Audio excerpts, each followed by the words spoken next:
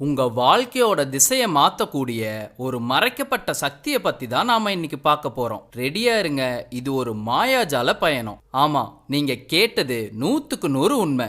உங்களுக்கே தெரியாம உங்க வெற்றியை தடுக்கிறதும் சரி, உருவாக்குறதும் சரி, ஒரு சக்தி உங்களுக்குள்ளேயே இருக்கு. அதுதான் உங்க ஆழ்மனசு. இது சாதாரணமான விஷயம் கிடையாது.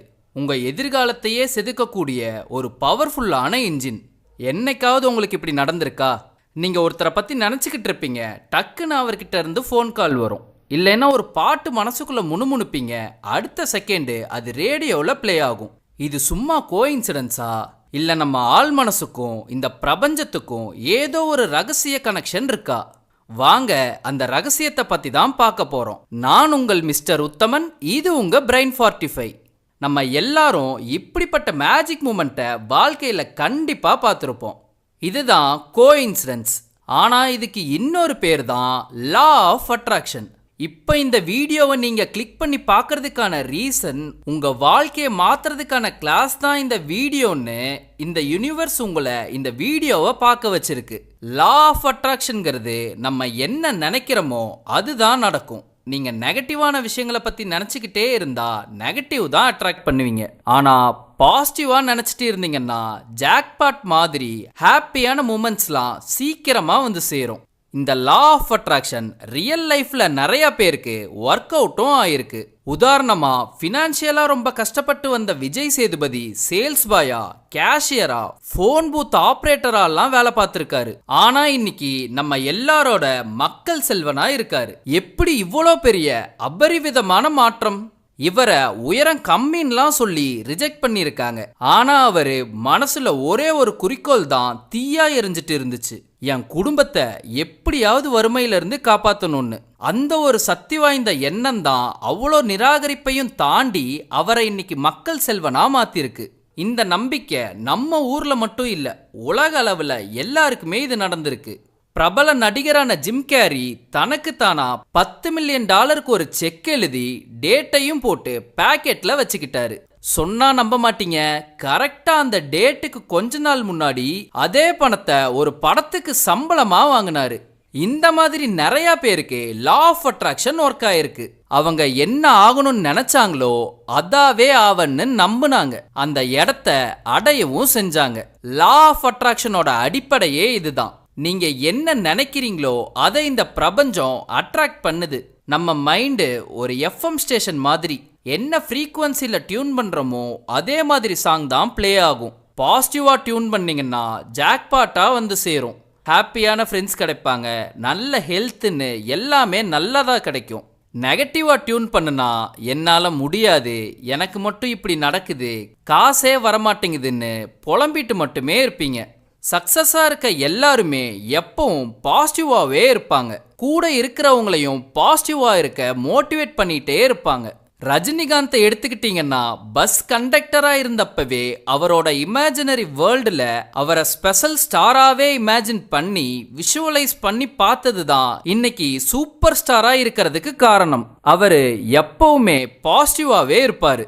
இந்த லா ஆஃப் அட்ராக்ஷன் எப்படி இயங்குதுன்னு சொல்றேன், தெளிவா கேட்டுக்கோங்க. ஃபர்ஸ்ட் ஸ்டெப் என்னன்னா, கிளியரா கேட்கணும். கிளியரா நீங்க என்ன வேணும்னு ஆசைப்படுறீங்களோ அதை போல்டா திரும்ப திரும்ப இந்த யூனிவர்ஸ்க்கு சொல்லுங்க. அது எதுவா வேணா இருக்கலாம். ஹெல்த்தா இருக்கலாம், வெல்த்தா இருக்கலாம், ரிலேஷன்ஷிப்பா இருக்கலாம். எதை பத்தி இருந்தாலும் அதை கிளியரா சொல்லுங்க. அதாவது சக்சஸ்ஃபுல் யூடியூபர் ஆகணும்னா குக்கிங் சேனல்ல 1 மில்லியன் சப்ஸ்கிரைபர் வச்சிருக்க சேனலா இருக்கணும்னு கிளியரா யூனிவர்ஸ் கிட்ட சொல்லுங்க. இதே ஒரு வீடு வாங்கணும்னா அதுல 2 பெட்ரூம் இருக்கணும், ஸ்கை ப்ளூ அண்ட் ஒயிட் மிக்ஸ்டுல வில்லா டைப்ல வீடு இருக்கணும்னு தெளிவா இருக்கணும். அவ்வளோதான். செகண்ட் ஸ்டெப், விஷுவல் பண்ணுங்க. விஷுவலைஸ் பண்றது ஒரு சினிமா பார்க்குற மாதிரி. உங்களோட கதையில நீங்க எப்படி இருக்கணும்னு எழுதுங்க. அந்த சினிமாவை உங்க கண்களை மூடி விஷுவல் பண்ணி பாருங்க. உங்களோட கோலையும் அதை நீங்க செஞ்சு முடிக்கிறதையும் விஷுவல் பண்ணி பாருங்க. அந்த சக்சஸை பார்க்கும்போது வர ஃபீலிங்கை உணருங்க. இந்த ஃபீலிங்ஸ் உங்களை அந்த கோலை செய்ய வைக்கிற ஒரு உந்துகோலா இருக்கும். சக்சஸை நோக்கி உங்களை புஷ் பண்ண ஒரு சக்தியா இருக்கும். தேர்ட் ஸ்டெப், நம்புங்க. டவுட்டுக்கு இடமே இல்லாம பவர்ஃபுல்லா பிலீவ் பண்ணுங்க. இது கண்டிப்பா நடக்கும்னு அதுல இறங்குங்க.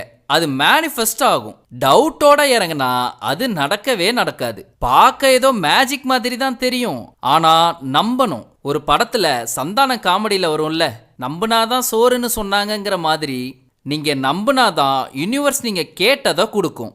50 கோடியா, அவ்வளோ என்னால் எப்படி சம்பாதிக்க முடியும்னு யோசிச்சிங்கன்னா அது நடக்கவே நடக்காது. இதே என்னால் 50 கோடி சம்பாதிக்க முடியும்னு நினச்சி மேனிஃபெஸ்ட் பண்ணா சம்பாதிக்கிறதுக்கான வழியை இந்த யூனிவர்ஸே காட்டும். பஸ் கண்டக்டர்லாம் எப்படி ஆக்டர் ஆக முடியும்னு சிவாஜி ராவ் நினச்சிருந்தா இன்னைக்கு சூப்பர் ஸ்டாருங்கிற ரஜினிகாந்த் கிடைச்சிருக்க மாட்டாரு. எமோஷனல் ஃபீலிங்ஸ் தான் யூனிவர்ஸ்க்கு மெயின் சிக்னலே. எப்பவாவது சின்ன கவலை வந்தா என்னால் முடியாது, எனக்கு லக்கே இல்லைன்னுலாம் யோசிக்க வேண்டாம். அதுக்கு பதிலா நான் நல்லா இருக்கேன், என்னோட ட்ரீமை அச்சீவ் பண்ணுவேன், கண்டிப்பா சக்சஸ் என்ன தேடி வரும்னு நம்புங்க. இந்த மாதிரியான எமோஷனல் சிக்னல் யூனிவர்ஸ் கிட்ட டைரக்டா போய் சேரும். லா ஆஃப் அட்ராக்ஷனை அடைய டெய்லியும் நீங்க பிராக்டிஸ் பண்ண வேண்டிய விஷயத்த சொல்றேன், கேட்டுக்கோங்க. அஃபர்மேஷன். அஃபர்மேஷன்கிறது தினமும் நல்ல பாசிட்டிவ் வேர்ட்ஸை பேசுறது. நான் சாதிப்பேன், நினச்சதை செஞ்சு முடிப்பேன், வெற்றி நமதே, இந்த மாதிரியான பாசிட்டிவ் வார்த்தைகளை தினமும் சொல்லுங்க. இதை மார்னிங் எந்திரிச்சதும் சொல்லலாம், இல்லை நைட் தூங்குறதுக்கு முன்னாடியும் சொல்லலாம். உங்க கோலுக்கு ஏற்ற மாதிரி உங்க அஃபர்மேஷனை மாற்றிக்கோங்க. உதாரணத்துக்கு, போலீஸ் ஆகணும்னா நான் ஃபிசிக்கலாக ஃபிட்டாக இருப்பேன், எக்ஸாம்ஸ்லாம் நல்லா பண்ணுவேன், மதுரை சிட்டிக்கு போலீஸ் ஆவன்னு அது சம்பந்தமான அஃபர்மேஷனை சொல்லுங்க. அடுத்ததா விஷுவல் பண்றது. விஷுவலைஸ் பண்றது பத்தி ஆல்ரெடி சொன்ன மாதிரி கண்களை மூடி உங்களோட ஆசைகள் ரியலா நடக்கிற மாதிரி விஷுவல் பண்ணி பாருங்க. அடுத்ததா கிராட்டிடியூட். ஆல்ரெடி உங்ககிட்ட என்ன இருக்குதோ அதுக்கு நன்றி சொல்லுங்க. அது என்னவா வேணா இருக்கலாம். இன்றைய நாளுக்கு நன்றி, என்கிட்ட இருக்க பைக்குக்கு நன்றின்னு சொல்லுங்க. இந்த மாதிரி பண்ணும்போது யூனிவர்ஸ் ஃபாஸ்டா நீங்க கேட்டதை கொடுக்கும். அடுத்ததா ஆக்ஷன் பிளான். மேனிஃபெஸ்ட் பண்ணிட்டு வீட்லயே படுத்துட்டு இருந்தா ஒண்ணுமே நடக்காது. ட்ரீம் பண்றது மட்டும் போதாது, அதுக்காக ஒரு ஆக்ஷன் பிளானை ரெடி பண்ணி ஸ்டெப்ஸை டீட்டெயில்டா டாக்குமெண்ட் பண்ணணும். நோட்ஸ், டு டூ லிஸ்ட், மைல்ஸ்டோன்ஸ்னு எல்லாமே ரொம்ப முக்கியம். லாஸ்டா லெட் கோ. ஏன் எனக்கு மட்டும் இப்படி நடக்குதுன்னு புலம்புறதை விட்டுட்டு கண்ட்ரோல் மீறி போறத யூனிவர்ஸ் கிட்ட விட்டுருங்க. நான் பண்ண வேண்டியதை பண்ணிட்டேன், இதுக்கு மேல நீ பார்த்துக்கோன்னு யூனிவர்ஸ் மேல நம்பிக்கை வைங்க. எல்லா விஷயத்தையும் நம்மனால கண்ட்ரோல் பண்ண முடியாது. நீங்க செய்ய வேண்டியது என்னங்கிறத மட்டும் கான்சென்ட்ரேட் பண்ணி அதை ஃபோக்கஸ் பண்ணுங்க. மற்ற விஷயங்களெல்லாம் கவலைப்படாம யூனிவர்ஸ் கிட்ட விட்டுடுங்க. இது நம்ம மனசுக்கும் நல்லது, வெற்றிக்கும் வழிகாட்டும். இப்போ லா ஆஃப் அட்ராக்ஷன்ல அவாய்ட் பண்ண வேண்டிய காமன் மிஸ்டேக்ஸை பார்ப்போம். உங்க ஆசைகள்ல ஒரு லிஸ்ட்டை போட்டுட்டு சும்மா பெட்லயே படுத்துக்கிட்டு இருந்தா யூனிவர்ஸ்க்கு வீக் சிக்னல் தான் போகும். உங்களோட ஆசைகளை லிஸ்ட் போடுறது மட்டும் இல்லாம அதுக்கான ஆக்ஷனையும் எடுங்க. பண்ற விஷயத்த கரெக்டா பண்ணிட்டு இருந்தா யூனிவர்ஸ் ஏதோ ஒரு வகையில நீங்க கேட்டதை நடத்தி கொடுக்கும். அடுத்ததா பண்ணக்கூடாதது நெகட்டிவா பேசுறது. எப்ப பார்த்தாலும் நெகட்டிவாவே பேசிட்டு இருக்கிறது, என்னால எதுவுமே முடியாதுன்னு சொல்றது, எனக்கு மட்டும்தான் கஷ்டம் வருதுன்னு புலம்புறது. இப்படி இருந்தா வரப்போற ஜாக்பாட்டும் இவன்கிட்ட போனா நம்மளே நெகட்டிவா மாத்திருவான் போலையேன்னு உங்ககிட்ட வராது. அடுத்ததா நம்பிக்கை இல்லாம ட்ரை பண்ணா எந்த ஒரு விஷயமும் நடக்காது. நம்பிக்கை இல்லாம ஒரு விஷயத்த ட்ரை பண்ணிட்டு அது நடக்கும்னு வெயிட் பண்ணிட்டு இருந்தீங்கன்னா யூனிவர்ஸே கன்ஃபியூஸ் ஆயிடும். இவனுக்கு இது நடக்கும்னு நம்பிக்கையே இல்லை, அப்புறம் எதுக்கு வெயிட் பண்ணிட்டு இருக்கான்னு யூனிவர்ஸே குழம்பி போயிடும். துணிச்சலோட கரெக்டான நம்பிக்கையோட இருந்தா அதுக்கான அவுட்கம்மா சக்சஸ் இருக்கும். நான் சொன்ன ஜிம் கேரி ஸ்டோரியிலேயே அவர் $10 மில்லியன் செக்கை எழுதி வைக்கும்போது நிறைய பேர் அதை பார்த்து சிரிச்சாங்க. ஆனா அவரு அது நடக்கும்னு நம்பி வேலையும் செஞ்சாரு. யூனிவர்ஸ் அதை நடத்தியும் கொடுத்துச்சு. இப்ப எல்லாரும் இது ஒரு மேஜிக் மாதிரி இருக்கு, இது எப்படி சாத்தியம்னு கேக்குறாங்க. ஆனா ஜிம் கேரி அது நடக்கும்னு முன்னாடியே நம்பினாரு. அதுக்காக யூனிவர்ஸ் கொடுத்த கிஃப்ட் தான் அது. ஸோ நம்புங்க, உங்க வாழ்க்கையிலையும் இந்த மாற்றத்தை ஏற்படுத்துங்க. இப்போ உங்க வாழ்க்கைக்கான ஸ்கிரிப்டை நீங்க தான் எழுதணும். என்ன ரெடியா? இன்னைக்கு தூங்குறதுக்கு முன்னாடி 2 நிமிஷம் உங்க கனவு வாழ்க்கைய ட்ரீம் பண்ணி பாருங்க. உங்களோட பேங்க் பேலன்ஸ் மில்லியன்ல இருக்கு, லக்ஸுரி கார் வெளியே இருக்கு, உங்க வில்லா ஹவுஸ்ல பெட்ரூம்ல படுத்துட்டு இந்த வீடியோவை பார்த்துட்டு இருக்கீங்கன்னு விஷுவல் பண்ணி பாருங்க. என்ன வேணுமோ யூனிவர்ஸ் கிட்ட கேளுங்க, அதை நடத்தி கொடுக்கறது தான் யூனிவர்ஸோட வேலை. இது எல்லாம் பண்ணி முடிச்சுட்டு நீங்க நல்லா தூங்குறது ரொம்ப ரொம்ப முக்கியம். ஏன்னா நிறைய பேருக்கு தூக்கம் வராம கஷ்டப்படுற ப்ராப்ளம் இருக்கு. தூக்கம் வராம கஷ்டப்படுறவங்களுக்கு இப்ப நான் சொல்ல போறது கண்டிப்பா யூஸ்ஃபுல்லா இருக்கும். அது என்னன்னா தூக்க தியானம். தூக்க தியானத்தை பண்றது மூலமா ரொம்ப நாளா தூங்க முடியாம கஷ்டப்படுற நீங்க இதுக்கப்புறம் படுத்த கொஞ்ச நேரத்திலேயே தூங்கிடுவீங்க. நைட்டெல்லாம் தூங்க முடியாம கஷ்டப்படுறது எவ்வளோ கொடுமையான விஷயம்னு சொல்லவே தேவையில்லை. இந்த பிரச்சனை நம்மளை மனசளவுல சோர்வாக்கிரும். தூக்கம் இல்லாம பாதிக்கப்பட்ட ஒருத்தர் என்ன சொல்றாருன்னா, அவர் தன்னோட வாழ்க்கையோட நோக்கம் என்னன்னே மறந்துட்டனோ, தூக்கம் இல்லைன்னு இந்த பிரச்சனையை மட்டுமே யோசிச்சு இப்ப இதுதான் பெரிய பிரச்சனையாவே இருக்குன்னு சொல்றாரு. இந்த அளவுக்கு ஒரு விரக்திய தூக்கமின்மை கொண்டு வரும். தூக்கம் வராம இருக்கிறது ஒரு பிரச்சனைன்னே நிறைய பேருக்கு தெரியறதில்ல. அத சாதாரணமா கடந்து போக நினைக்கிறாங்க.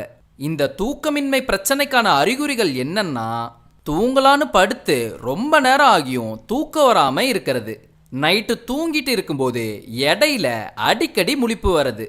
சரி, இடையில முழிப்பு வந்தாலும் மறுபடியும் தூங்கலான்னு ட்ரை பண்ணா தூக்கம் வராம கஷ்டப்படுறது. அப்புறம் நாள் முழுக்க ஒரு மாதிரி தூக்க கலக்கமாவே இருக்கிறது. இதுல ஏதாவது ஒன்று உங்களுக்கு இருந்தாலும் இது தூக்கமின்மை பிரச்சனை தான். மெடிக்கல் டேர்ம்ல இதை இன்சோமேனியான்னு சொல்லுவாங்க. ரீசன்ட் டைம்ல நிறைய பேருக்கு இந்த பிரச்சனை இருக்கு. ஸோ உங்களுக்கு மட்டும்தான் இப்படி இருக்குன்னு நினைச்சு ரொம்ப ஸ்ட்ரெஸ் ஆகிக்காதீங்க. இதை எப்போவாவது யோசிச்சிருக்கீங்களா? நம்ம தூங்கலான்னு ரொம்ப கஷ்டப்பட்டு ட்ரை பண்ணிட்டு இருப்போம். அப்போதான் தூக்கம் நம்மளை விட்டு தூரமா ஓடி போற மாதிரி இருக்கும். ஏன் இப்படி நடக்குது, இதுக்கு பின்னாடி என்ன இருக்குதுன்னு யோசிச்சிருக்கீங்களா? இதுக்கு காரணம் என்னன்னா, ஐயோ இன்னைக்கும் தூக்கம் வருமோ வராதோ அப்படின்னு நமக்குள்ளேயே ஒரு பயமும் பதட்டமும் உருவாகிறதுனால அந்த பயமே நம்மளை தூங்க விடாம தடுக்குது. இதுக்கு பேரு ஸ்லீப் பர்ஃபார்மன்ஸ் ஆன்சைட்டின்னு சொல்லுவாங்க. அதாவது தூக்கத்தையே ஒரு டாஸ்க் மாதிரி பார்த்து அதுல ஃபெயில் ஆகிருவோமோன்னு பயப்படுறது. இது ஒரு சர்க்கிள் மாதிரி. பயம் தூக்கத்தை கெடுக்கும், தூக்கம் வராதனால பயம் அதிகமாகும். இந்த மாதிரி யோசிச்சு பாருங்க. நம்ம உடம்புக்குள்ள 2 சிஸ்டம் இருக்கு. ஒன்று நம்மளை சண்டைக்கு ரெடி பண்ற மாதிரி, ஹார்ட் பீட் ஃபாஸ்டா அடிக்கும், மூச்சு வேகமா வாங்கும், மூளை ஒரே அலர்ட்டா இருக்கும். நம்ம தூங்கணும்னு ட்ரை பண்ணும்போது நமக்கு தெரியாமலே இந்த சிஸ்டமை ஆன் பண்ணிடுறோம். ஆனா தூக்கத்துக்கு தேவையானது இதுக்கு அப்படியே ஆப்போசிட். அதாவது உடம்பு அமைதியா ரிலாக்ஸ்டா எல்லாம் ஓகே தான்னு ரெஸ்ட் மோட்ல இருக்கணும். இந்த 2 சிஸ்டம்க்கும் நடுவில் நடக்கிற போராட்டம் தான் நம்ம தூக்கத்தை கெடுக்குது. அப்போ இதுக்கு என்னதான் சொல்யூஷன்? தூக்கத்தோட சண்டை போடுறதை விட்டுட்டு நான் சொல்ல போறத ட்ரை பண்ணுங்க, கண்டிப்பா ரிசல்ட் இருக்கும். அது என்னன்னா மைண்ட்ஃபுல்னஸ். மைண்ட்ஃபுல்னஸ்னா என்ன? ரொம்ப சிம்பிள். இப்போ இந்த நிமிஷத்துல என்ன நடக்குதுன்னு கவனிக்கிறது. உங்க மனசுல 1000 எண்ணம் ஓடுதா? ஓடட்டும். உடம்புல ஒரு மாதிரி வலிக்குதா? வலிக்கட்டும். அதை சரி தப்புன்னு ஜட்ஜ் பண்ணாம, ஓ இந்த எண்ணம் தான் ஓடுதா அப்படின்னு கவனிக்கிறது தான் மைண்ட்ஃபுல்னஸ். இந்த மைண்ட்ஃபுல்னஸ்ல ஒரு முக்கியமான டெக்னிக் தான் பாடி ஸ்கேன் மெடிடேஷன். இது என்னன்னா, நம்ம மனசு எங்கேயோ இருக்கும், ஆனா உடம்பு இங்க இருக்கும். இந்த ரெண்டுக்கும் உள்ள கனெக்ஷனை திரும்ப கொண்டு வரதுக்கான வழி தான் இது. நம்ம உடம்புல என்னென்ன உணர்வுகள் இருக்குன்னு நாமளே ஒரு ஸ்கேன் பண்ணி பார்க்குற மாதிரி. இப்போ நீங்க தெரிஞ்சுக்க வேண்டிய முக்கியமான விஷயம் என்னன்னா, மெடிடேஷன்ங்கிறது மனசை காலி பண்றது இல்ல. மனசுல வர எண்ணங்களை வலுக்கட்டாயமா துரத்தி அடிக்கிறதும் இல்லை. அது வேற, மெடிடேஷன்ங்கிறது வேற. எண்ணங்கள் வரதான் செய்யும், அதை சண்டை போட்டு நிறுத்தாம சரி நீ வான்னு அதோட போக்குலையே விட்டுறணும். அதை கட்டுப்படுத்துறன்னு அது கூட சண்டை போடக்கூடாது. இப்போ இந்த எண்ணங்களை அது போக்கில் விட்டுட்டா தூக்கம் வருமானு கேட்டிங்கன்னா, எஸ் கண்டிப்பா வரும்.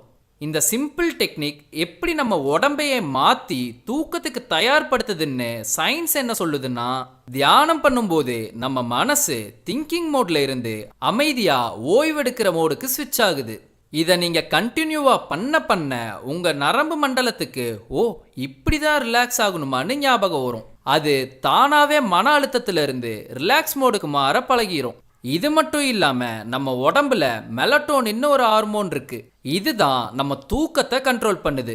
தியானம் பண்ணும்போது இந்த மெலட்டோனின் அதிகமாகுதுன்னு ஆராய்ச்சியில கண்டுபிடிச்சிருக்காங்க. இது நம்ம தூக்க பிரச்சனையை சரி செய்ய ரொம்ப உதவுது. இப்போ தூக்க தியானத்தை பார்க்கறதுக்கு முன்னாடி நம்மளை சுத்தி இருக்க சூழலை நமக்கு சாதகமா மாத்தணும். நம்ம மனசுக்குள்ள நடக்கிற போரை ஜெயிக்கிறதுக்கு முன்னாடி அந்த போர்க்களத்தை நம்ம தயார் செய்யணும். அதாவது நான் போர்க்களம்னு சொல்றது நம்ம பெட்ரூமை தான்.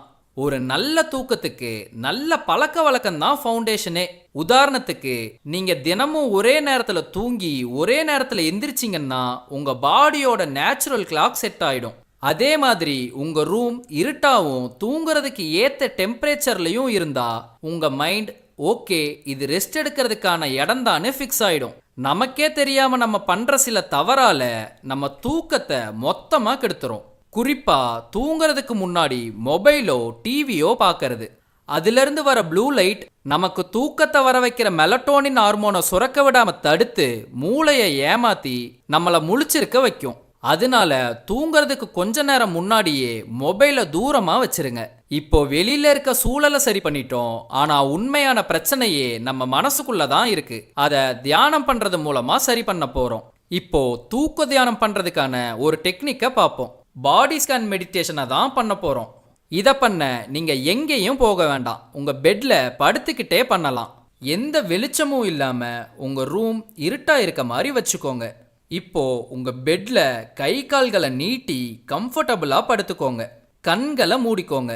இப்போ நல்லா மூச்சை இழுத்து மெதுவா வெளியே விடுங்க. இத 2-3 தடவை கண்டினியூவா பண்ணுங்க. இப்போ உங்க கவனத்தை வலது கால் கட்டை விரலுக்கு கொண்டு போங்க. அங்க என்ன ஃபீல் பண்றீங்கன்னு கவனிங்க. அப்புறம் மெதுவா உங்க கவனத்தை மற்ற விரல்களுக்கு கொண்டு வாங்க. அப்புறம் பாதத்துல முட்டிலன்னு படிப்படியா மேலே கொண்டு வாங்க. ஒவ்வொரு பார்ட்லையும் 1 நிமிஷமாவது நிறுத்தி அங்க என்ன ஃபீல் பண்றீங்கன்னு கவனிங்க. வேற எதையும் யோசிக்காம ஜஸ்ட் கவனிங்க. இப்படியே தலை உச்சி வரைக்கும் கொண்டு போங்க. அவ்வளோதான். இதை முடிக்கும்போது உங்க மைண்ட் ரிலாக்ஸ்டா இருக்கும். இதை முடிக்கிறதுக்கு முன்னாடியே கூட தூங்கியிருப்பீங்க. இந்த மாதிரி தியானத்தை டெய்லி நைட் ரொட்டீன்ல ஒரு பார்ட்டா வச்சுக்கோங்க. தினமும் நைட்டு தூங்க போறதுக்கு முன்னாடி உங்களுக்காக ஒரு 5 நிமிஷம் இல்ல 10 நிமிஷத்தை செலவிடுங்க. இது கண்டிப்பா உங்களுக்கு நிம்மதியான ஆழ்ந்த தூக்கத்துக்கு உதவியா இருக்கும். அடுத்த டெக்னிக் மூச்சை கவனிக்கிறது. இதுவும் சிம்பிளான டெக்னிக் தான். அதே மாதிரி கம்ஃபர்டபுளா படுத்துக்கோங்க. உங்க கவனம் முழுசையும் மூச்சு மேல வைங்க. மூச்சு உள்ள போறதையும் வெளியே வரதையும் கவனிங்க. இல்லைன்னா உங்க வயிறு மேலையும் கீழையும் போறத கவனிங்க. இத பண்ணிட்டு இருக்கும்போது திடீர்னு மனசு எங்கேயாவது போகும். அது ரொம்ப நார்மல். கான்சன்ட்ரேஷன் மிஸ் ஆகுதுன்னு உங்களை நீங்களே திட்டிக்காதீங்க. ரொம்ப பொறுமையா உங்க கவனத்தை திரும்பவும் மூச்சு மேல கொண்டு வாங்க. அவ்வளவுதான். இப்போ நீங்க தெரிஞ்சுக்க வேண்டியது மைண்ட்ஃபுல்னஸ்ங்கிறது தூக்கம் வராம கஷ்டப்படுறவங்களுக்கு ஒரு தீர்வு. நம்ம மனசை ஒரு எதிரியா பார்த்து சண்டை போடுறதுக்கு பதிலா அது போக்குலையே போய் ஒரு நண்பனா மாத்த மைண்ட்ஃபுல்னஸ் சொல்லி கொடுக்குது. டாக்டர் யங் சொல்ற மாதிரி பாடி ஸ்கேன் மெடிடேஷன் பண்றதோட நோக்கம் உடம்புல இருக்க வலியையோ இறுக்கத்தையோ மாத்துறது கிடையாது. நம்ம உடம்பு இப்படிதான் ஃபீல் பண்ணுதான்னு ஒரு விழிப்புணர்வு உருவாக்குறது தான். நீங்க தூங்கணும்னு டார்கெட்டை வச்சு இந்த மைண்ட்ஃபுல்னஸை பண்ணாதீங்க. சும்மா கவனிங்க. தூக்கம் அதோட பை ப்ராடக்டா தானா வரும். ஆனா சில நேரங்கள்ல தியானம் பண்ணும்போது மனசுக்குள்ள புதஞ்சு கிடக்கிற சில கஷ்டமான உணர்வுகளும் எண்ணங்களும் வெளியே வரலாம். உங்களுக்கு ஏற்கனவே அதிகப்படியான ஆன்சைட்டி ப்ராப்ளமோ இல்ல பெரிய அதிர்ச்சியான சம்பவம் ஏதாவது உங்க லைஃப்ல நடந்திருந்தாலோ இந்த டெக்னிக்கை ரொம்ப கவனமா பண்ணணும். முடிஞ்சா ஒரு நல்ல தெரபிஸ்ட கன்சிடர் பண்ணிட்டு அப்புறம் இதை பண்ணுங்க. தூக்க தியானம்னா என்ன, அதை எப்படி பண்றதுன்னு இந்த வீடியோல பார்த்தோம். இதை செய்யறதுக்கான கைடட் மெடிடேஷன் வீடியோ வேணும்னா கமெண்ட்ல சொல்லுங்க. இந்த வீடியோ உங்களுக்கு பிடிச்சிருந்தா லைக் பண்ணுங்க. நீங்க கேட்டதை யூனிவர்ஸ் நடத்தி கொடுத்திருந்தா கமெண்ட்ல சொல்லுங்க. மறக்காம சப்ஸ்கிரைப் பண்ணுங்க. Bye by.